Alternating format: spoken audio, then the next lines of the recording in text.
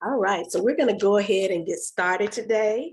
Thank you so much for joining us this afternoon. You all are in for a real treat today. And I know you all have been getting all the goodies all this week, right? We have been so excited to bring Financial Literacy Week to you all, and we hope you have been learning and enjoying all the sessions as much as we have. And it gives us great pleasure to do this last class for you all. It's titled 10 Steps of Buying a Home. And my co-host today is Miss Candace Rucker with Keller Williams. And you all, like I said, you're going to get some good information today to help you navigate through this what can seem like a difficult home buying process, okay, right now. But we want you all, we're here to encourage you and let you know that it is possible, but there are some steps that you're gonna have to take, right? So grab your notepad, grab your pen, and be ready to take some notes because you're gonna get some great information right now. And again, this is our last live event, but just know that all previous sessions, if you missed anything, everything was recorded and it's going to be uploaded to our website by Monday next week, okay? So if you missed anything, you can go back and watch those classes and get all that good information. So, and for those of you who don't know me, my name is Aretha Higgins, and I am the Senior Housing Counselor with Dallas Habitat, and I talk with clients every day about the home buying process. And so it's just a blessing to be able to bring this information to you all. And without further ado, I'm going to go ahead and introduce Miss Candace Rucker. Hello, everybody. Hey, good morning. Good morning. Or good afternoon. I keep thinking the time goes by so fast. I know, doesn't it? I still feel like we're kind of in the morning. So Right? good afternoon. Good afternoon, everybody. Well, Candace, I want you to give them a little bit of information about you. Just let them know what you do, okay? Yes. Thank you so much, Aretha. I'm so happy to be here this afternoon. I hope you all have learned so much throughout the week. But like Miss Aretha said, my name's Candace Rucker, and I am actually with Rucker Group Realty. And what I do is I help buyers and sellers as well as investors. And I also have a focus in property management, residential property management. So I help a lot of investors with their residential properties and managing their portfolios. So I'm really excited to be here to talk about the 10 steps. I know that we have some great information I want to share with you all, and I just hope you all are open to just receiving what we have to talk about. Great. All right, then. Well, I'm going to turn it over to you so you can go through the 10 steps with our buyers. Again, make sure you're taking notes. All right. We're going to have some questions after she wraps up with the 10 steps.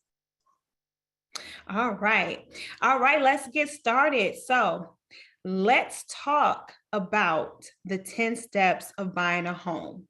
So you all are on this amazing journey of home ownership. And I know in the climate that we're currently in, it may be a little scary, or you might have a ton of questions because maybe what you've seen on the media, maybe what you've seen in the news or on Facebook, or even with friends and family or coworkers that may have talked to you about their personal experiences with purchasing a home. So I want to ease your mind on today and go over 10 easy steps that you can hold on to that helps you with journeying through this process. Now, step one, we talk about hiring a realtor. Now, why do you want to hire a realtor? I know that what I want to also dispel, as a buyer and having a realtor, it's not a cost to you. So it's a free service that you get when you work and partner with the realtor. Now, when I talk about partnering with the realtor, you want to make sure in the realtor that you have confidence, you trust them, you trust their expertise, you know that they have a skill set and that they have your highest best interest at heart. Our job as your realtor, we have a fiduciary duty, meaning that the paperwork that you review and sign, we have to thoroughly go over that. We have a working knowledge of the paperwork and the contracts. It may seem foreign to you or overwhelming, but we break it down to simplify that process so that you have an understanding of what you're signing. So you need a realtor that can comprehend the logistics of the contract and be able to decipher through any type of clause that maybe even in a new community, guys, keep in mind you need a realtor because there's certain clauses in those new community contracts that you may not be aware of that you're signing on. And a realtor can help you make sure that you're signing something that is going to benefit you and not the builder. Another thing, experience. You want to work with someone that has experience in the market, working in every climate of the industry. So be it new community, be it a home that's pre-owned, you want someone that has experience with different market areas. So if you're wanting to live in Dallas or at Collin County, you want to make sure that that person has the level of experience that you're comfortable with and you feel like they are guiding you in the right direction. Also, why you want to hire a realtor? Negotiation. We have the ability to negotiate contracts on your behalf that are favorable to you, the buyer. You don't want to go in there blindsided because there's certain things that could be negotiated and put in a contract that you think is okay, but because you don't know, they're setting you up for failure and putting certain clauses and contingencies in a contract that does not benefit you as the buyer. So when you have an agent, we are skilled in not only knowing the paperwork, the experience, but also the ability to negotiate. Another reason to hire a realtor is pricing. You always want to run the numbers. Remember that, guys, always run the numbers. So in this climate that we're in, we're seeing a lot of homes sell for over asking. However, you want to make sure that you're offering a competitive offer. We don't want to go crazy unless you have the ability to do that, but you want to submit an offer that is competitive with the other people that are offering on that same house that you're interested in. So pricing, we have the ability to run numbers that can price you at a competitive level. And then again, understanding the current market. Realtors, I'm a full-time realtor, so I do this every day. I'm constantly reading, watching videos, studying the market. So you want someone to understand the current market conditions. So something that may throw you off won't throw me off as a realtor because I'm accustomed to dealing with this climate of the market. It's something that I have experience with. So you want to make sure that whoever you hire has a knowledge base of the paperwork, has experience level, has the ability to negotiate on your behalf, understands how to appropriately price a competitive offer for you, and also understands the current climate of the market that we're in. So that's step one. I hope that wasn't too much. I know it seemed like a lot. I felt like it was a lot. So let me know.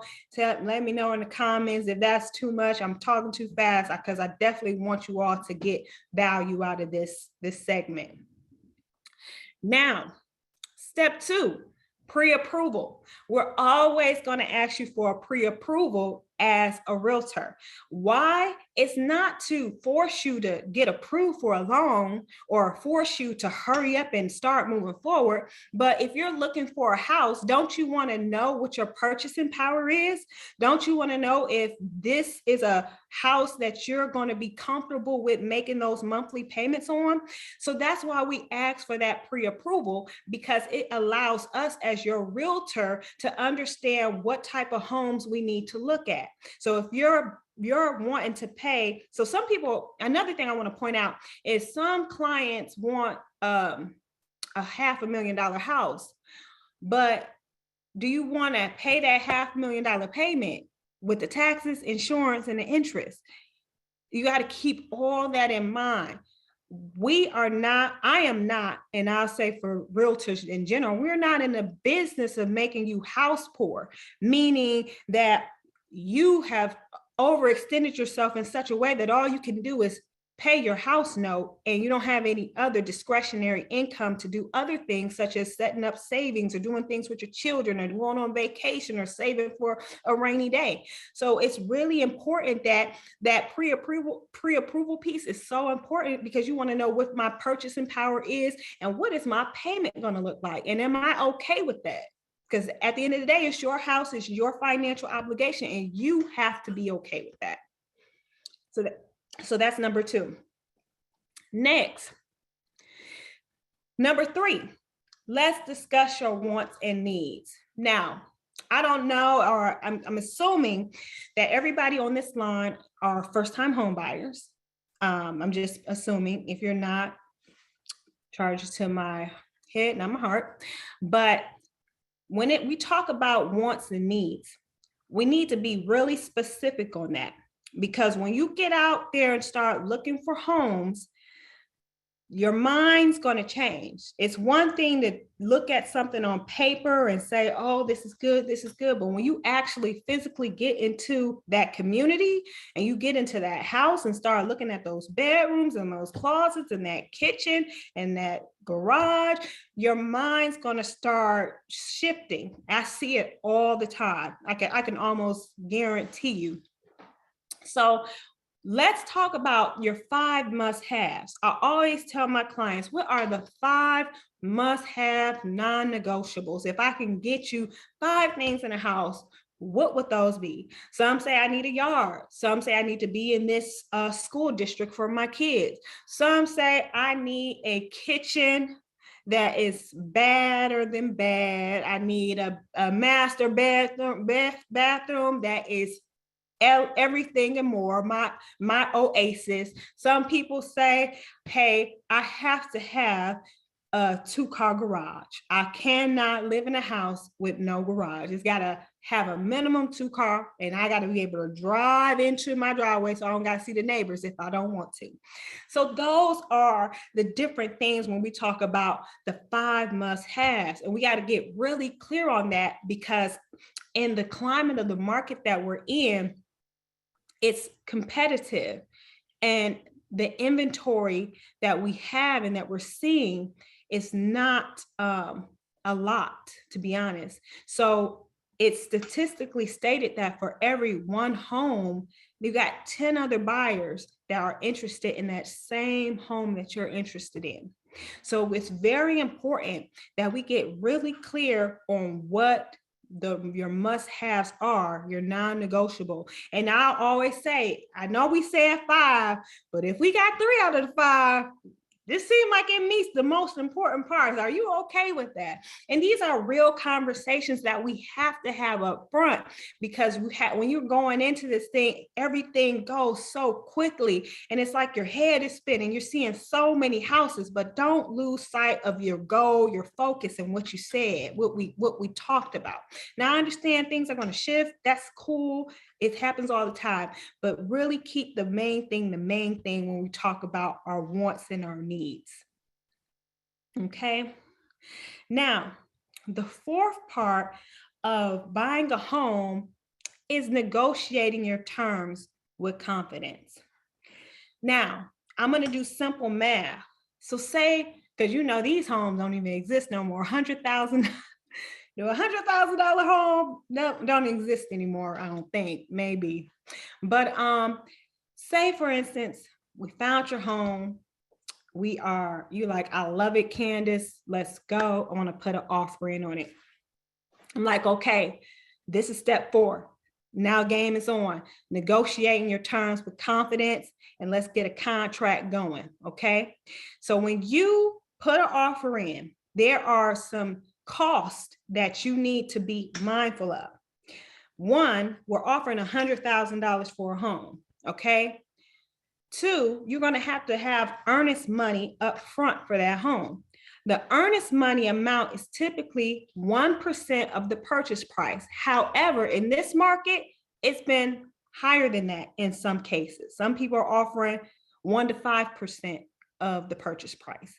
So keep in mind, when you get a contract executed, you need to have your earnest money, which is typically 1 to 3% of the purchase price. The next cost you're going to need is your inspection. So an inspection typically is running right now about $275 to $600, and that price goes higher and higher the more you add certain extra amenities to. So say if you want a termite inspection as well, that's going to add to the price. Say you want infrared lights in the house to look at the walls to make sure there wasn't any previous undisclosed water damage. That's an extra cost. So the more things you add to a home inspection, the higher it's going to cost. But for a rule of thumb, a home inspection is typically on average about $350. I've seen $275 at the lowest, but let's say $350. So that's another cost. Now, inspections, I'll talk about that in the next piece, but that's an important piece. The next part you're going to need is an option fee. The option fee is typically $100 to $500. And what that option money is that's your reasonable consideration to the seller, letting the seller know, hey, seller, I like your house, take it off the market, give it to me, allow me the opportunity to purchase this home. Your option period is typically can range from 3 to 7 days, maybe 10 days. So in that 3 to 7 or 10 days that you are under contract, you have the opportunity to back out of that contract. Now, if you back out that contract, you will lose your option money, that $100 to $200-300, but you won't lose your bulk of the money, which is the earnest money. And of course, you'll lose your inspection cost. So if you already paid for an inspection up front, then you'll lose that money as well. So those are three costs I just stated.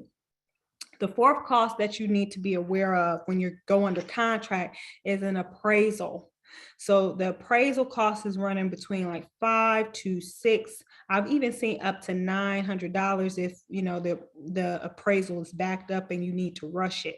So appraisal costs are usually taken a week and a half to 2 weeks after you being under contract, and that's a fee that is taken from you from your lender. So whatever lender you're using, they're the ones that collect that fee from you.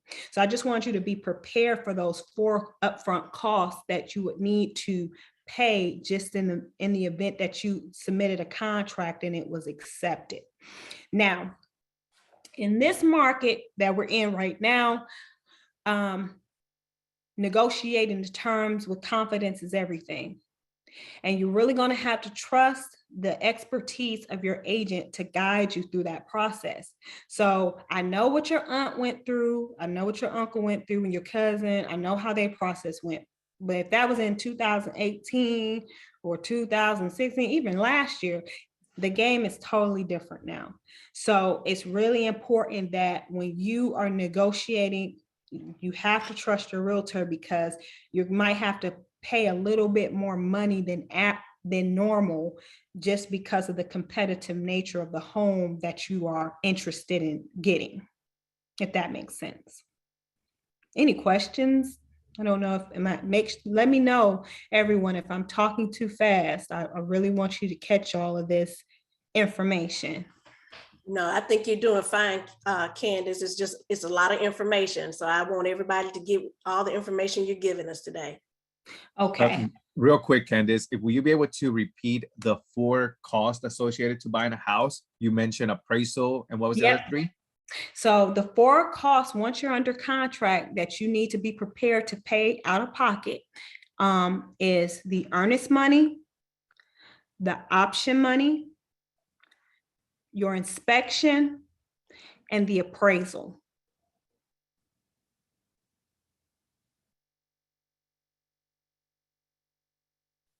Thank you, Candace.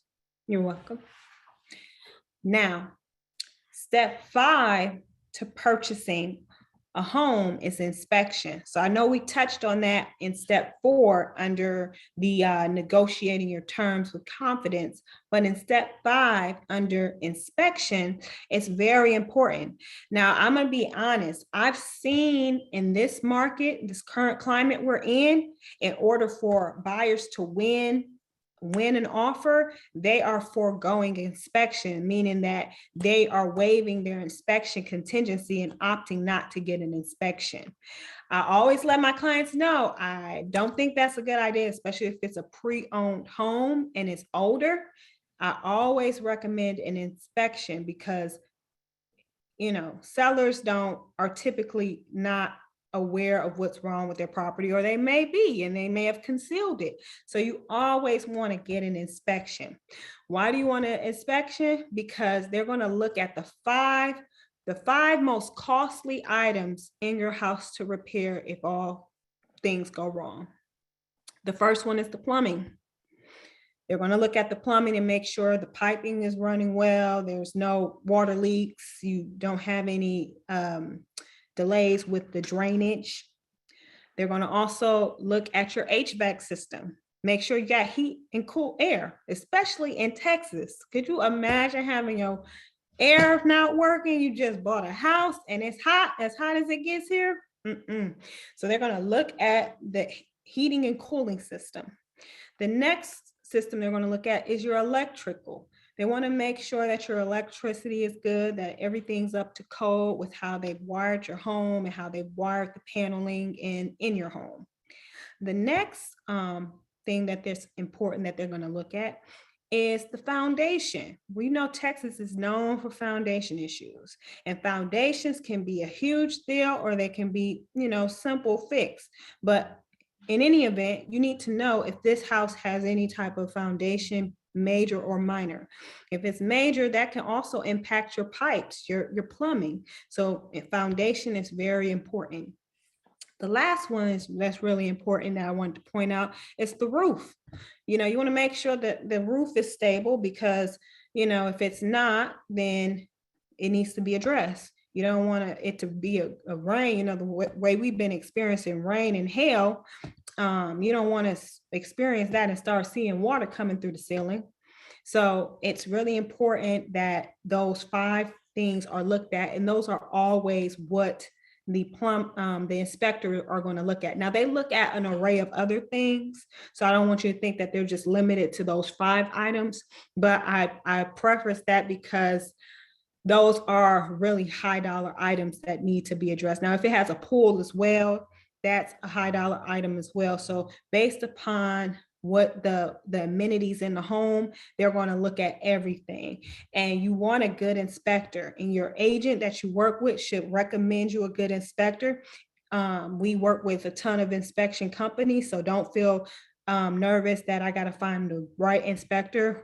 If you're working with an experienced agent, they should have a Rolodex of qualified inspectors or inspection companies that you can choose from that can help and assist with your inspection.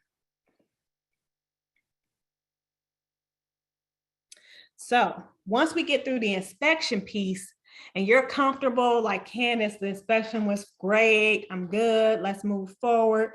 Okay, once we're done through the inspection period, now we're just really going forward with the lender. We are step 6, submitting loan to lender. So your loan is your documents. The agent that you have will submit all your documentation to the lender, and we start getting you going. We start making sure that you are getting fully underwritten and taking care of anything that may have come up. We have time to do that. We also spring into step 7 in that same vein of lending, and we order your appraisal and title work, because once we know that you're going to get the house and you're cool with moving forward with the home, then once we submit your loan to the lender, step 7, we're going to also order your appraisal. And that's that last cost that you'll have to pay that I was telling you that goes directly to the lender.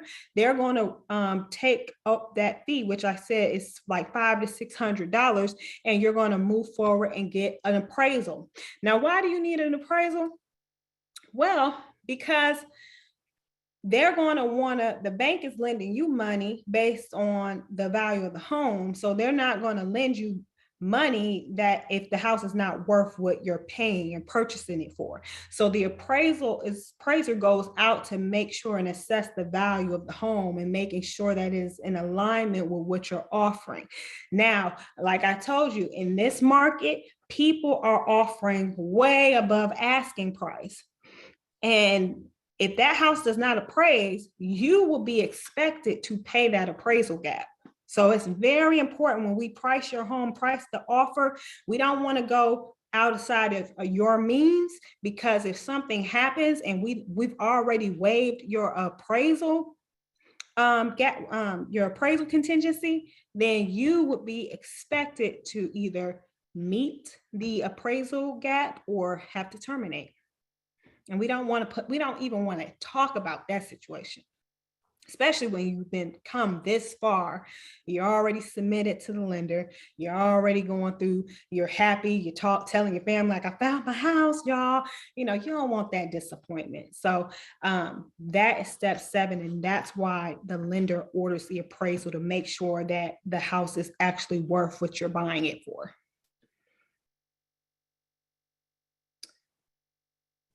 So who waives the appraisal gap? You as the buyer.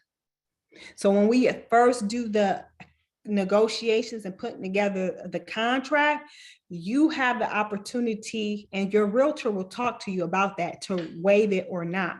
And it's a couple of things you can do. You can do a full waiver, which means that, hey, I'm buying this house for $100,000. But if it appraises for $80,000, I agree for a full waiver, meaning that if it only appraised for $80,000, I'm gonna pay the $20,000 plus whatever my closing cost is. That's a full waiver.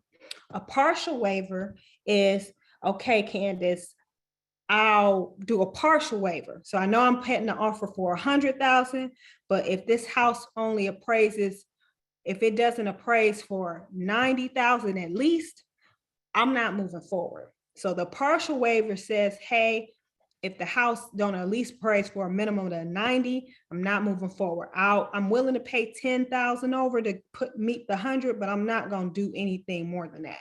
A full appraisal waiver is saying, Candace, if this house don't appraise for the 100, I don't care. I still will pay the extra 20. If it only appraised for 80, I'm still going to pay the extra 20 to get this house.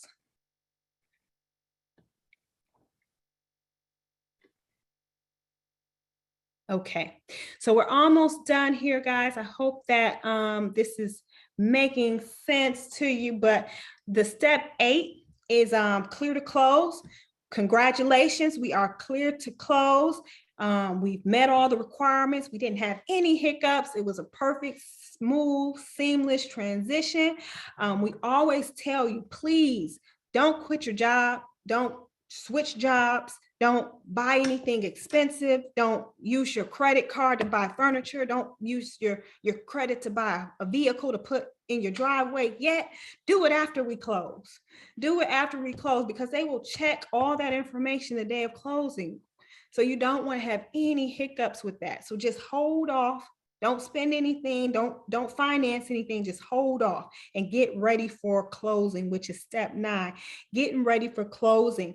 Now, we as real estate professionals, we help you find your homeowner's insurance. We help you with your utilities, making sure that your utilities are all transferred into the new property at day of closing, because you don't want any interruption in your services.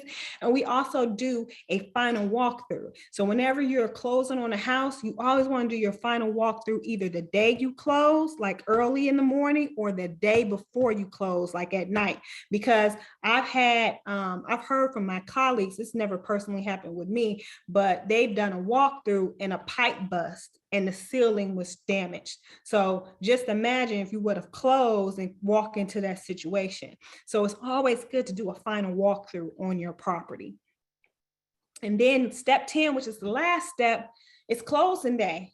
Just make sure you bring the check, your identification, and get ready to spend about 45 minutes to an hour at the closing table going through all the documents, which seems like you're signing your life away, because you're not signing your life away, but you're making a huge financial decision, obligation. So you're going to have a lot of paperwork to go through and read, and your realtor should be with you every step of the way to guide you through that. So be excited. You're going to take the picture. You know how you see everybody on Facebook, closing day, new house alert, so you'll be at the finish line. And those are the 10 steps, you guys. You're done. I hope that made sense. It did. I told you all, didn't I tell you? I told y'all was gonna get a lot of great information. So if you didn't take notes, shame on you. Yes. And I know you all that we hit that 30-minute mark, but this is so good that we don't want to stop right now. We want to make sure you all get we get these questions in, and that you all get some more information, okay? But we understand if you're at work or something and you need to drop off, go ahead and do that. Just know that this session is recorded and it's going to be on the website next week, okay? So you can catch up on it. But we're going to jump into these questions, okay? All right. So Candace, I know you gave us so much information, and you hit on some of these questions that I have for you. But I just want to know, what do first-time home buyers need to know about today's housing market in DFW before shopping for a home? Realistically, how easy or feasible is it going to be to find inventory under $250,000? Well, I want to set the expectation that it's a tight race out here right now. And if it's okay, I'd love to share my screen just to kind of show them just what we're looking at in today's market. So I want to share with you all what you need to expect looking at today's market. So if everybody can see my screen, just let me know in the chat that you can see it okay. Yes. Okay, so for example, in Dallas County, we have houses that are selling for over asking price. So you see that 101.5, on average, houses are selling almost 2% over asking price. So when your agent says we need to offer a little bit more over asking, don't look at it as like you're just trying to make me pay more money, or you're just trying to get more commission. That is not the case. I promise you guys. We are in a really crazy market where, if you notice at the other side where it says 0.8, we have less than a month of houses available. It's less than a month of inventory. So what that means for you as a first-time homeowner, buyer, expect some competition. Like I said, for every one house, you got 10 other buyers that want the same house you want. So don't get so attached emotionally to the look of the home, and just have an expectation that, hey, I might not get this one, but I'm not going to get discouraged. And you might want to start looking a little bit earlier, because it may take a little longer than what it normally takes. And that's why I love Habitat, because they have also inventory, and they have homes that are available to you. So don't sleep on Habitat, okay? Exactly. Yes, you beat me to it. I'm like, I want to live in this house. I want to live in so bad. I'm like, oh, I want this house. So don't sleep on Habitat. So you exercise and utilize all your options. Yes, that's where we can help you with that inventory problem. We have houses, they range anywhere from $176,000 to $220,000. So we're right there at that sweet spot for everybody. So, and also 0% interest. We're helping you with down payment assistance. So please. Wait a minute, 0% interest. Do y'all know what the rates are looking like? I mean, I'm just saying. Yes, we can definitely help you. So be sure to check out Dallas Habitat's pre-purchase counseling program. All right. Thank you so much, Candace. So when we talk about affordability, we're usually focused on the mortgage aspect. But how do other aspects, like the results of a home inspection or home location, property taxes and things like that, how does that affect long-term affordability? So that's what we want. That's why that pre-approval process, that first step, is so important, y'all. I mean, you got to be prepared for the payment. Now, when you get a loan, you have fixed costs. So your loan amount is a fixed cost. Your interest rate is a fixed cost. The costs that are not fixed typically are your taxes and your insurance. Those are subject to go up. And as you see, as the house values go up, you see a lot of people paying more in property taxes. So that shifts your payment. Okay. So when you're looking at buying a home, make sure that you can also plan for any type of excess or increases in your payment. And if I can show one more thing about that, is if you look at this screen, guys, This is showing you from 2019 to 2021. This is just showing you the rate of appreciation. So if we look in Dallas, you know, the average price of homes were $444, and now they're $567, or probably a little bit more. So that's a 27% increase in the home value. So buying a home is a good thing. Buying a home is a blessing. If you have anybody that bought a home from 2015 or even further back, they are rich. If they cashed out on their house, they would be in a really good financial position. So housing ownership puts you in a good financial position. It also creates stability for your house, and it also creates generational wealth, because you can pass that on to your children and they can do something with it. So think of this house more than just something that looks pretty and something cute you can take a picture in front of, but somewhere that you can have stability with your family and also create wealth and generational wealth for your children's children. Definitely. Thank you so much, Candace. This is great information. Mm-hmm. So many of our first-time home buyers, you know, they are out to find that forever home. You know, like you said, you hit on needs and wants. Why can this be such a mistake or hold us back when we're looking for, you know, trying to find a perfect home? Because you'll hold yourself off on a good opportunity. And like I said, when we talk about inspections, let's not get caught up in cosmetics, guys. Don't get caught up in paint. Don't get caught up in carpet. Don't get even caught up in countertop. I know you want granite countertop and quartz countertop, but that's something you can change. If the house has the floor plan you want, if it has the room sizes you want, the space that you want, everything you want, don't get caught up on, I know we have an idea, an image of what we want, but have flexibility. Be able to be flexible during this process, because you might miss out on your blessing because it doesn't look how you thought it was supposed to look, right? We always think something's supposed to go a certain way, and when it doesn't, you know, God can go any type of way, you know, he chooses, or whatever your faith is, but life can go any way it chooses. But as long as you can have an open mind and be flexible in your thinking, you don't want to miss out on your favor and your blessing because you're caught up on carpet color or paint. Yes, I agree. Those things are so you can easily change those things, right? And the last question that I have for you: what advice would you give first-time home buyers on staying encouraged and positive throughout this home buying process, this home buying search? I would just say, just stay consistent, and you got to get out there and be open. You might have to be open to a different area. You know, let's look at Habitat. Where are they building at? Habitat does have inventory homes. Habitat is always building. Can I be flexible with that? Can I have the patience? Some people don't even have the patience. And now be patient with the process. You know, I know some people don't have the ability. You might have to move right away, or you're coming up on a deadline to renew your lease. So that's stressful. But if you can create enough space and time for you to have that time to look, you know, just be patient with the process and it'll work out for you. Okay. And flexible. Mm-hmm. Good, very good.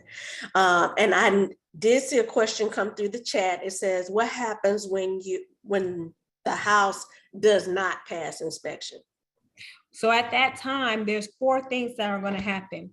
Either we're going to ask the seller to make those repairs that need to be fixed in order for the house to be able to move forward. You guys are going to either ask for, well, in lieu of repairs. So instead of you making the repairs, if they're not lender required repairs, let me preface, then in lieu of you guys making the repairs, just give us a credit back towards closing and we'll do it ourselves. Another thing that can happen, if it doesn't pass the inspection, you guys like, we want them to fix this and fix this, the seller can refuse. They can refuse to fix it. And then that way, if they refuse, then you guys can either decide to move forward or we can terminate at that point.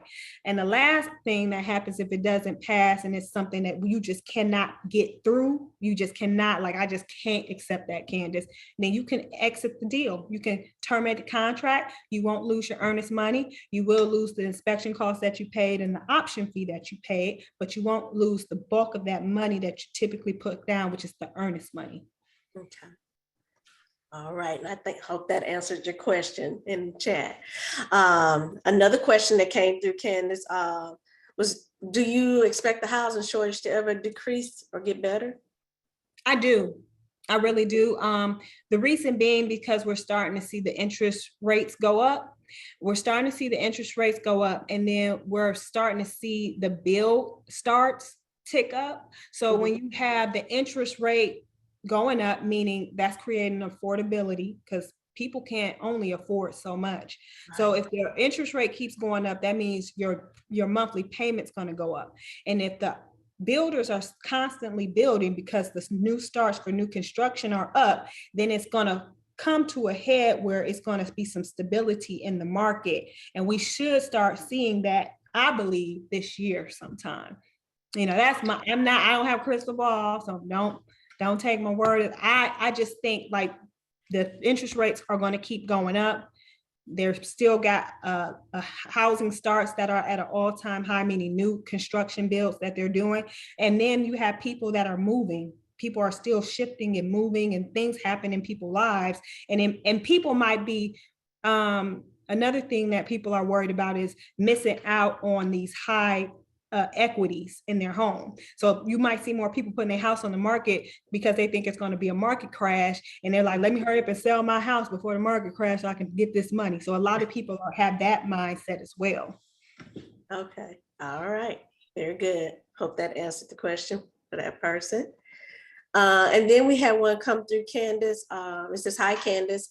How can we find out more about buying an investment property and property management services? Oh yeah, definitely. We could share my information, and definitely can help you out with answering that.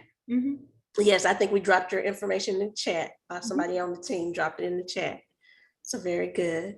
All right. So you all, I know, like I said, we're well over time, but it was so much great information, and we wanted to try to make sure we answered at least a few questions. Okay. And we appreciate you all staying on with us. You all are awesome. And we hope that you got lots of great information and you have enjoyed our financial literacy week. And kudos to Candace Rucker for bringing us all this great information. I know you all enjoyed her as much as we all did. Thank you so much, Candace, for taking the time.